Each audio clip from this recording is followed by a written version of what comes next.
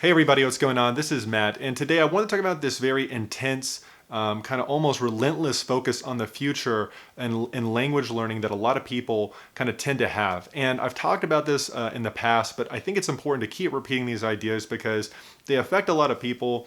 And when you repeat these ideas, it kind of helps to reinforce them and to make sure that you kind of have a more knowledge and just kind of a better experience in language learning. And something that I think that is kind of present a lot of times in language learning is there's just kind of this kind of almost this very heavy pressure, this relentless focus of I want to be something different in the future with my language, right? You want to be a higher skill level.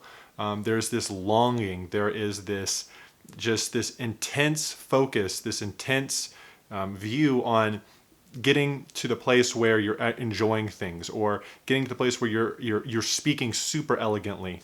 And I think it's a big mistake because you really want to try to enjoy the present. You want to enjoy your language learning as you go along and incorporate fun and interesting activities along the way, right? And you'll see this kind of idea in other skills out there, but I don't know if they necessarily have the same just kind of energy behind them. So a good example I think is music, right? When you're first learning an instrument, let's say the guitar or the violin, you can't really do much at the beginning. It's very just brutal, and you kind of have this longing of getting better. But if you've ever learned an instrument, if you get to like even just a somewhat competent level, maybe you're not the best guitarist out there or violinist or whatever, but you can do things, right? You can play some songs, maybe you can play with others, in a band. And so you have like optionality, right? And you're going to try to get better, right? You want to be able to do more things, but and you might have a focus on getting better, but you can enjoy that activity in the moment. But I think in a lot of cases with like language learning, there is this kind of like just relentless obsession with getting to fluency, right? Like, and I think it takes away from the present moment. It takes away from enjoying things right now because that's where you are, right? And especially at the beginning, I can understand it because it's sometimes just not fun, right? You don't have a lot of flexibility, maybe to have compelling conversations. You're just not at a point where you can use some compelling content. I understand that, but I don't think the goalpost of enjoying the language is as far off as you think it is. But to get to that high skill level, it takes a long time, and you really want to enjoy your experience. I try to really reiterate this in my videos. You really want to enjoy your experience in all of the possible ways that you can, right? Which is rethinking the way you do language learning, right? Just trying to enjoy the process, enjoy the moment, incorporate fun and compelling activities and interesting activities because you want to enjoy that. But and like I said, a lot of cases I feel like this intense focus to like get to fluency, or they're not enjoying things until they get to that skill level, or you're just really frustrated that you don't speak more accurately from a grammar perspective, or you're annoyed by the fact that listening content is sometimes just really hard.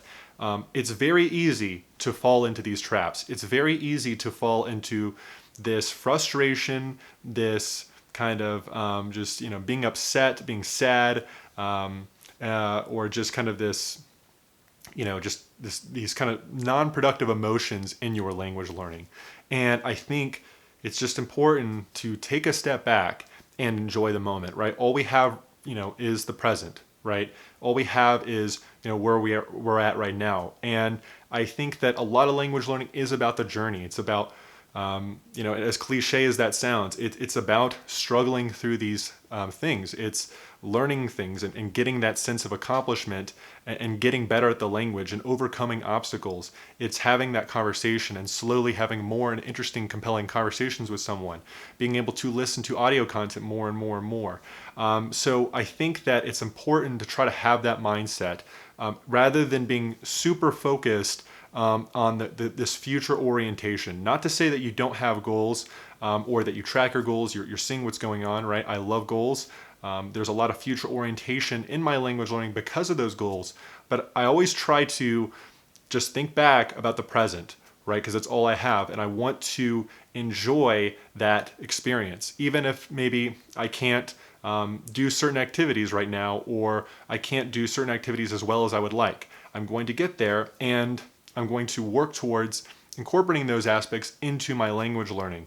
And once I kind of get to that level, I'm going to start to try to use those activities, right? So you want to think in this way to do what you can to add fun and interesting activities, but also, orient your mindset to kind of enjoy that present moment. And I think that if you do that, language learning will be probably a lot more enjoyable, and it'll be a little bit less stressful, right? This intensity that can be really easy to fall into with this future orientation.